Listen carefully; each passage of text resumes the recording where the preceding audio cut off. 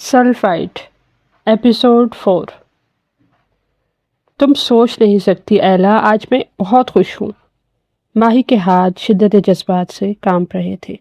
बताओ अब मैं क्या करूँ, कैसे इस शख्स से बात करूँ? माही की आवाज़ भरा गई थी।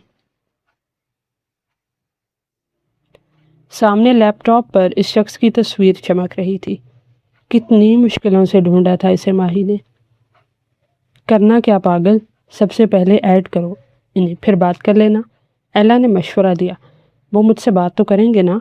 माही को यकीन नहीं आ रहा था कि वो इसी शख्स का अकाउंट है। सैयद हशाम बिन जबील, हाँ यही नाम था इस शख्स का, जो सफ़ेद कल्फ लगे कपड़े पहने, भूरे रंग की चादर को कंधों पर फैलाए अपनी तमाम तर वजाहत के साथ बैठा था। वो बिना पलके झपकाए इसकी प्रोफाइल पिक्चर को देख रही थी। होश में आओ माही, इससे पहले कि देर हो जाए बात कर लो, एला कहते हुए कमरे से बाहर निकल गई थी, जबकि माही के हाथ कांप रहे थे। इसे आंखों में नमी चमकी थी। वो शख्स किस हद तक इसे अजीज हो चुका था वो खुद नहीं जानती थी। हानी, तुम्हें वो अस्मारा आपी याद है जो स्कूल में हमारी सीनियर थी? मेहरू ने सामने बैठी हानम से पूछा, जो तेजी से रजिस्टर पर कलम चला रही थी। नहीं, कुछ खास नहीं, हानम ने जवाब दिया। वो ही जिससे मेरी अच्छी खासी दोस्ती थी, जिसने टॉप भी किया था। मेहरू ने याद करवाना चाहा। क्या हुआ इसे? अब की बार हानम ने चौंकते हुए पूछा।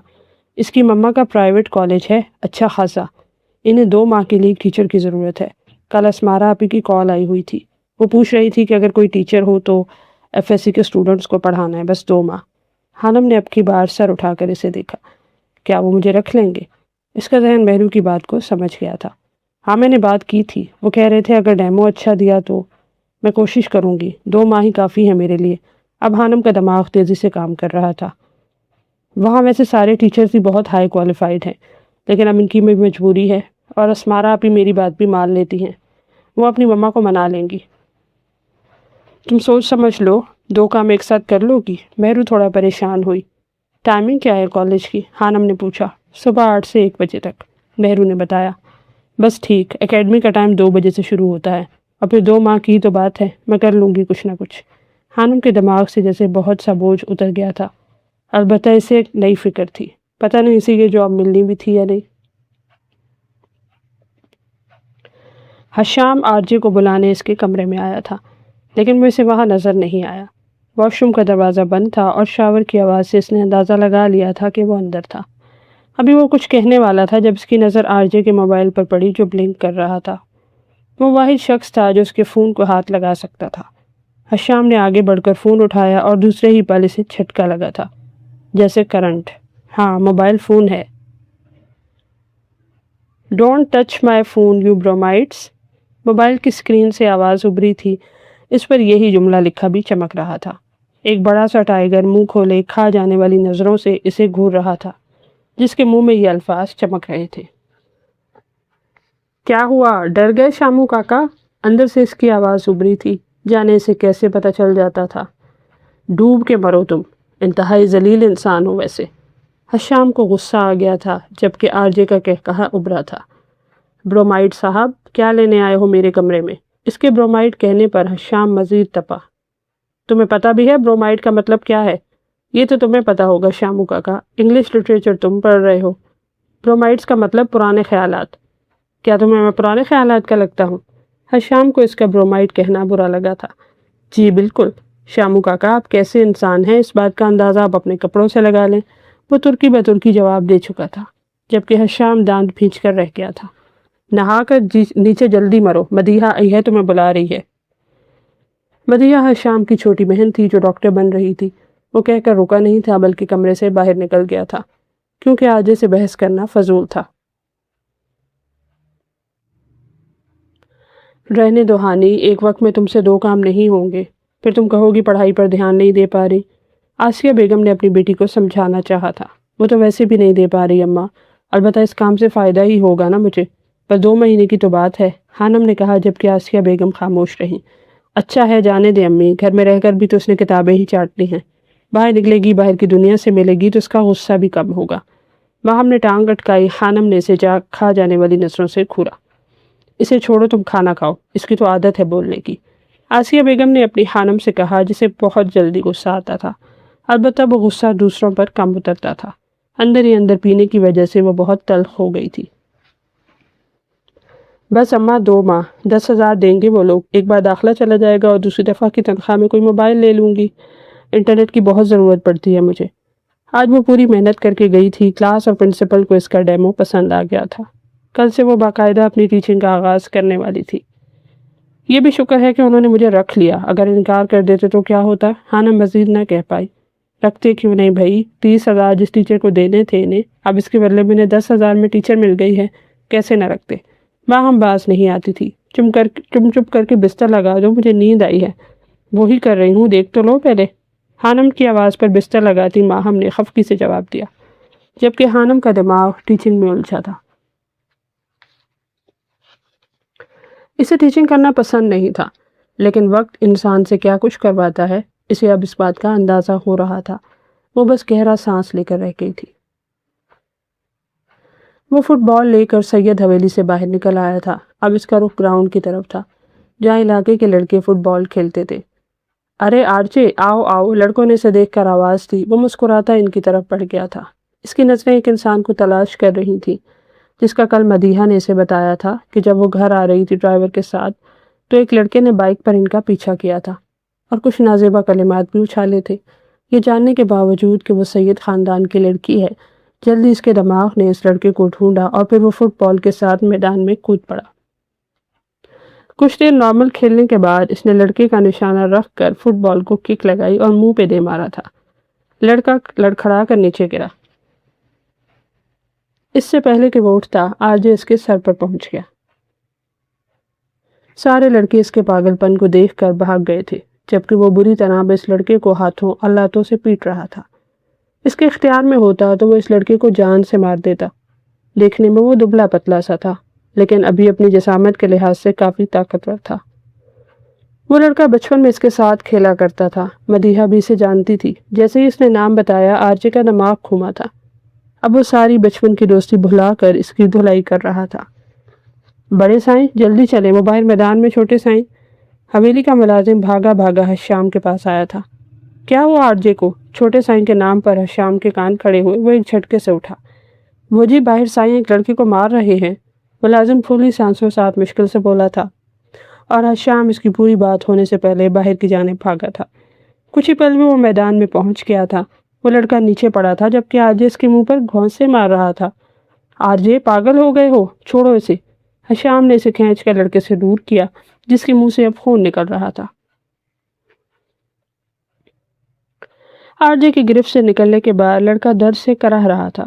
ملازم اسے اٹھانے کے بعد وہاں سے بھاگ گیا تھا۔ تمہارا دماغ خراب ہو گیا ہے کیا؟ تم پاگل ہو گئے ہو جاہل انسان؟ لڑکی کی حالت دیکھ کر حشام کا دماغ گھوما۔ اس نے آرجے کو زور سے دھکا دیا تھا، جو خون خوار نظروں سے اس طرف دیکھ رہا تھا جہاں ملازم اس لڑکے کو لے کر گئے تھے۔ کیوں مارا اسے؟ حشام نے سوال کیا، جبکہ آرجے نے اب حویلی کا رخ کر لیا تھا۔ تم سے پوچھ رہا ہوں، جواب دو۔ اس کے جواب نہ دینے پر حشام چلایا، ریلیکس شامو کاکا، بلا وجہ کیوں چیخ رہے ہو؟ وہ اتنے پرسکون انداز میں بولا تھا جیسے کچھ ہوا ہی نہیں، جبکہ حشام دنگ رہ گیا تھا۔ مجھے واپس جانا ہے، دیر ہو رہی ہے، پیکنگ بھی کرنی ہے، آؤ چائے پیتے ہیں، پھر میں چلا جاؤں گا اور تمہیں موقع نہیں ملے گا۔ اس کا اپنا ہاتھ بھی زخمی ہوا تھا۔ وہ حشام کو سلگاتا آگے بڑھ گیا تھا، جبکہ حشام سر پیٹ کر رہ گیا تھا۔ خانم صبح صبح کالج کے سٹاف روم میں بیٹھی تھی۔ آج اس کا پہلا دن تھا۔ وہ بری طرح سے گھبرا رہی تھی، دل ہی دل میں دعائیں کر رہی تھی کہ اس کا پہلا تجربہ کامیاب رہے۔ مس خانم، آ جائیں، آپ کو آپ کی کلاس دکھاؤں۔ کالج کوآرڈینیٹر نے اسے پکارا۔ وہ سنبھلتی اس کے پیچھے لپکی۔ یہ FSC پارٹ 2 کی کلاس ہے، آج سے آپ انہیں کیمسٹری پڑھائیں گی۔ وہ دونوں کلاس میں داخل ہوئیں۔ کلاس میں ایک طرف لڑکیاں جبکہ دوسری جانب لڑکے بیٹھے تھے۔ وہ خود ابھی چھوٹی تھی، سمجھ نہیں آ رہا کہ وہ لڑکوں کو کیسے کنٹرول کرے گی۔ اسٹوڈنٹس، یہ آپ کی کیمسٹری کی نئی میم ہیں، اچھے سے ویلکم کریں انہیں۔ کوآرڈینیٹر سمیہ نے اس کا کلاس سے تعارف کروایا۔ انہوں نے کیمسٹری میں ماسٹر کیا ہوا ہے۔ کوآرڈینیٹر کی اس بات پر وہ بری طرح چونکی۔ اس نے جھوٹ بولا تھا۔ وہ خود ابھی طالب علم تھی۔ وہ پوچھنا چاہتی تھی کہ اس کا غلط تعارف کیوں کروایا گیا، لیکن اسے موقع نہیں ملا۔ اس سے پہلے وہ پوچھتی، سمیہ کلاس سے جا چکی تھی۔ کلاس میں موجود طلبہ و طالبات اسے غور سے دیکھ رہے تھے۔ وہ اتنی خود اعتماد نہیں تھی، اور پھر یہ موقع بھی پہلا تھا۔ وہ کافی گھبرا رہی تھی۔ میم، آپ کا نام کیا ہے؟ ایک لڑکی نے پوچھا تھا۔ حانم، وہ اپنے آپ کو پر اعتماد بناتے ہوئے بولی تھی۔ نائس نیم میم، لڑکوں کی طرف سے پہلا کمنٹ آیا تھا۔ اللہ کا نام لے کر اب اس نے کلاس کا تعارف لینا شروع کر دیا تھا۔ میں نے پہلے ہی کہا تھا یہ لڑکا کوئی نہ کوئی گل کھلائے گا۔ یہ اس لائق نہیں ہے کہ اسے یہاں بلایا جائے۔ سید جبیل کافی غصے میں تھے اور وہ بے چینی سے ڈرائنگ روم میں ٹہل رہے تھے۔ سامنے بی جان لکڑی کی بڑی سی کرسی پہ براجمان تھی۔ اگر وہ لڑکا مر جاتا تو کیا جواب دیتا میں گاؤں والوں کو؟ یہ سب آپ لوگوں کے لاڈ پیار کا نتیجہ ہے۔ بی جان خاموشی سے اس کی باتیں سن رہی تھی۔ کوئی تو وجہ ہوگی نا جو اس نے ایسا کیا۔ بالآخر بی جان نے پہلی بار کچھ کہا۔ وجہ جو بھی ہو، اسے کس نے حق دیا کہ وہ لوگوں کے سر پھاڑتا پھرے؟ اب میں کیا جواب دوں اس کے ماں باپ کو جو پنچایت بلانے کا کہہ رہے ہیں؟ بابا سائیں، آپ پریشان نہ ہو، میں کرتا ہوں بات۔ ویسے بھی اس لڑکے نے پہلی غلط حرکت کی تھی۔ حشام نے آگے بڑھ کر انہیں حوصلہ دیا۔ بے شک اس کی حرکت غلط تھی، میں خود نپٹ لیتا۔ یہ کون ہوتا ہے مارنے والا؟ اس سارے واقعے میں مدیحہ خاموش بیٹھی تھی۔ اسے بلاؤ، معافی مانگے گا وہ اس لڑکے کے ماں باپ سے۔ بی جان نے مدیحہ سے آرجے کو بلانے کا کہا، لیکن بی جان وہ تو چلا گیا۔ مدیحہ نے پرسکون لہجے میں جواب دیا، دیکھ لیا آپ لوگوں نے، ہمیں لوگوں کے سامنے شرمندہ کر کے خود بھاگ گیا۔ سید جبیل بھڑکے، اچھا ہوا بابا سائیں چلا گیا، یہاں رہتا تو پھر کچھ غلط کرتا۔ اب آپ آرام کریں، میں کرتا ہوں بات ان لوگوں سے۔ اگر وہ پنچایت کا کہتے ہیں تو پھر ٹھیک ہے۔ سیدوں کی لڑکی پر جملے کسنے کی پاداش میں ان کے خاندان کو بھی سزا ملے گی۔ وہ سرد سے لہجے میں کہتا حویلی سے نکل کر درباری حصے کی طرف بڑھ گیا تھا۔ مسئلہ یہ ہے کہ قاضی بھی میں ہوں۔ اگر آپ کے لاڈلے کو معافی مانگنی پڑ گئی تو کبھی بھی نہیں مانگے گا اور الٹا مجھے ہی شرمندہ کروائے گا۔ سید جبیل بی جان سے کہہ رہے تھے اور بی جان کو سمجھ نہیں آ رہا تھا کہ وہ آرجے کو کس طرح سدھارے۔ وہ خوشی خوشی کلاس سے باہر نکلی تھی۔ کلاس کے طالب علم اچھے تھے۔ کچھ ہی دیر میں اس کا اعتماد بحال ہوا تھا اور اب وہ شکر کر رہی تھی کہ اس کا پہلا دن اچھا گزر رہا تھا۔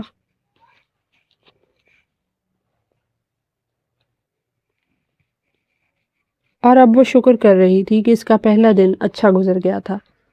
کالج سے سیدھا وہ اپنی اکیڈمی آئی تھی، جہاں وہ اب مہرو کے ساتھ کینٹین پر بیٹھی سموسے کھا رہی تھی۔ کیسا گزرا پہلا دن؟ مہرو نے وہ پوچھا۔ اچھا تھا۔ کسی نے تنگ تو نہیں کیا؟ مہرو نے دوسرا سوال کیا۔ نہیں، ابھی تک تو نہیں، لیکن میں خود تھک گئی ہوں اور اب نیند آ رہی ہے۔ حانم کی بات سن کر مہرو کو اس پر ترس آیا تھا۔ کہا تو تھا سوچ سمجھ کے فیصلہ کرنا۔ مہرو کو دکھ ہوا، وہ واقعی تھکی ہوئی نظر آ رہی تھی۔ کچھ نہیں ہوتا مہرو، بس 2 مہینے کی بات ہے۔ تم دعا کرو اللہ پاک مجھے ہمت دے کر رکھے۔ جانے وہ لوگ کیسے ہوتے ہیں جو دن رات کام بھی کرتے ہیں اور پڑھائی میں ٹاپ بھی کر جاتے ہیں۔ حانم کو احساس ہوا تھا کہ 2 کام ایک ساتھ کرنا بہت مشکل تھا۔ تمہارے جیسے ہوتے ہیں ہانی، اور تم دیکھنا ایک دن اللہ پاک تمہیں بہت ساری کامیابیوں سے نوازے گا۔ آمین ثم آمین۔ حانم نے اس کی بات پہ مسکرائی۔ اچھا جلدی کرو، اب کلاس شروع ہونے والی ہے ہماری۔ بس یہ چائے پی لوں پھر چلتے ہیں کلاس میں۔ حانم نے ایک چائے کا کپ اٹھاتے ہوئے جواب دیا، جبکہ مہرو اسے پیار سے دیکھ رہی تھی۔ بحرالنساء کے لیے حانم بہت اہم تھی۔ وہ بچپن سے اس کی دوست تھی۔ مہرو کا تعلق اچھے خاندان سے تھا، پیسے کی بھی کمی نہیں تھی۔ وہ چاہتی تو کسی اچھے کالج یا یونیورسٹی میں داخلہ لے سکتی تھی FSC کے بعد، لیکن اس نے حانم کے ساتھ ایک اکیڈمی میں پڑھنا پسند کیا تھا۔ وہ اس کی سچی اور مخلص دوست تھی۔ یہ شخص میرے میسیجز کا جواب کیوں نہیں دے رہا؟ ماہی لیپ ٹاپ کے سامنے بیٹھی تھی۔ اس نے 3 دن پہلے حشام کو میسیج کیا تھا، لیکن اس نے کوئی جواب نہیں دیا تھا۔ اس کی سانسیں اب اٹکنے لگی تھیں۔ ایسا کیسے ہو سکتا ہے کہ ماہین ہمدان کسی کو میسیج کرے، وہ شخص اگنور کر دے، جواب نہ دے؟ اس کو دکھ ہو رہا تھا۔ باہر گرتی برف اسے مزید اداس کر رہی تھی۔ ماہی تم پریشان مت ہو، شاید اس نے تمہارا میسیج نہ دیکھا ہو، شاید وہ مصروف ہو۔ ایلا نے اسے دوپہر میں حوصلہ بھی دیا تھا، لیکن اس کا دل ڈوب رہا تھا۔ ابھی تک فرینڈ ریکویسٹ بھی ایکسیپٹ نہیں کی۔ وہ مایوس ہونے لگی تھی۔ ہو سکتا ہے انہوں نے دیکھا نہ ہو، وہ خود کو تسلی دے رہی تھی۔ مسٹر حشام جبیل، بس ایک بار بات کر لیں۔ ایک اور میسیج کرنے کے بعد وہ لیپ ٹاپ بند کر چکی تھی۔ اندیکھی سی اداسی نے اسے اپنی لپیٹ میں لے لیا تھا۔ آج اس کا کالج میں تیسرا دن تھا۔ جب اسے کلاس میں 2 نئے بچے نظر آئے تھے، ایک لڑکی اور ایک لڑکا۔ لڑکے کو بچہ تو نہیں کہا جا سکتا تھا، وہ آخری بینچ پہ بیٹھا تھا۔ خانم کو وہ تھوڑا عجیب لگا تھا۔ گہرے گھنے بال جنہیں جیل لگا کر پیچھے کی طرف چپکایا گیا تھا، جو گردن کو چھو رہے تھے۔ اس نے باقی اسٹوڈنٹس کی طرح یونیفارم بھی نہیں پہنا تھا۔ لڑکیاں بار بار پیچھے مڑ کر اسے دیکھ رہی تھی، جبکہ اس کی نظر کھڑکی سے باہر کھلے آسمان پر جمی تھی۔ خانم کے کلاس میں داخل ہونے پر سب نے سلام کیا، جبکہ اس نے ایک نظر خانم کو دیکھنے کے بعد، جس میں تھوڑی حیرانی تھی، چہرہ دوبارہ کھڑکی کی طرف موڑ لیا تھا۔ یہ نئی میم کب آئی ہیں؟ لڑکیوں کی جانب والی قطار میں سب سے آخر میں بیٹھی لڑکی نے اپنے ساتھ والی لڑکی سے پوچھا۔ ہاں، 2 دن پہلے، جب تم اور تمہارا دوست دونوں غیر حاضر تھے۔ ویسے تمہاری موم تو پرنسپل ہیں، کیا انہوں نے ذکر نہیں کیا؟ نہیں، مجھے تو کسی نے نہیں بتایا۔ ویسے بھی مجھے ان باتوں میں کوئی دلچسپی نہیں ہے۔ ہم یہاں کچھ ماہ کے لیے آئے ہیں، ان باتوں سے ہمیں کیا لینا دینا؟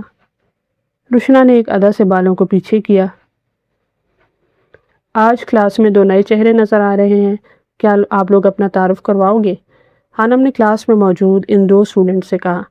میں رشنا ہوں، اس کالج کی اونر، مالک کی بیٹی۔ وہ بس اتنا ہی بولی تھی، پھر چہرہ لڑکے کی طرف کیا۔ اور آپ؟ خانم نے لڑکے سے پوچھا، جو جانے باہر آسمان میں کیا ڈھونڈ رہا تھا۔ آپ سے بات کر رہی ہوں، کہ آپ کو سنائی نہیں دیا؟ اس نے مصنوعی غصے سے کہا۔ لڑکے نے اس کے لہجے میں چھپے غصے کو محسوس کرتے ہوئے اس کی جانب دیکھا۔ ٹخنوں سے ذرا اوپر تک آتی میرون فراک پہنے، جس پر سیاہ رنگ کا سویٹر پہنا ہوا تھا، میرون دوپٹہ لیے وہ لڑکی اسے کہیں سے بھی ٹیچر نہیں لگتی تھی۔ اس کی آنکھوں نے 1 سیکنڈ میں خانم کو جیسے سکین کر لیا تھا، جبکہ خانم اس کے اس طرح دیکھنے پر گڑبڑا گئی تھی۔ وہ جانے کیوں ایک جھٹکے سے کھڑا ہوا، پوری کلاس میں سرگوشیاں پھیل گئی تھی۔ خانم نے محسوس کیا تھا کہ وہ کلاس میں سب سے لمبا تھا۔ سردی میں ٹی شرٹ پہنے وہ خاصا پرسکون لگ رہا تھا۔ کیا اسے سردی نہیں لگتی؟ خانم نے دل میں سوچا۔ نام کیا ہے آپ کا؟ وہ پوچھ رہی تھی، جبکہ لڑکا گہری نظروں سے اسے دیکھ رہا تھا۔ روحان جبیل، سید روحان جبیل، وہ خانم کی آنکھوں میں دیکھتے ہوئے بولا تھا۔ اس کی آواز کافی روبدار تھی۔ میم، یہ کلاس میں ایک لڑکی نے کچھ کہنا چاہا تھا، جب روحان نے اسے گھور کے اسے دیکھا۔ اس کی زبان کو وہیں بریک لگی تھی۔ ٹھیک ہے، آپ بیٹھ جائیں، آج کا لیکچر شروع کرتے ہیں، خانم نے سرسری سے انداز میں کہنے کے بعد کتاب اٹھائی، جبکہ روحان کی سرد نگاہیں اب بھی اسی پر جمی تھی۔ یہ پہلی دفعہ ہوا تھا کہ اسے کسی نے کھڑے ہونے اور بیٹھنے کا حکم دیا تھا۔ وہ اپنی جگہ کھڑا رہا۔ جب خانم نے اسے ایسے ہی کھڑے دیکھا تو اس کے چہرے پہ الجھن ابھری۔ اور آپ کا تعارف مس؟ وہ پوچھ رہا تھا۔ خانم نام ہے میرا، اور میرا تعارف اتنا اہم نہیں ہے، آپ بیٹھ جائیں۔ وہ مسکرائی تھی۔ روحان کو تھوڑا سا تعجب ہوا تھا، یا وہ اسے واقعی نہیں جانتی تھی، یا پھر جان بوجھ کے انجان بن رہی تھی۔ پتہ ہے مہرو، آج کلاس میں ایک نیا لڑکا آیا ہے۔ مطلب ہے تو پرانا ہی، لیکن پچھلے دنوں وہ غیر حاضر رہا تھا، اس لیے آج ہی ملا۔ پھر؟ مہرو نے سوالیہ نظروں سے اسے دیکھا۔ عجیب انسان ہے، ایک تو اتنا بڑا ہو کر FSC میں ہی ہے ابھی، اور اوپر سے پورے لیکچر وہ باہر دیکھتا رہا۔ لڑکے جلدی بڑے ہو جاتے ہیں ہانی، اور شاید اس کے ساتھ کوئی مسئلہ ہو۔ مہرو کی بات پہ خانم نے اس بات میں سر ہلایا تھا۔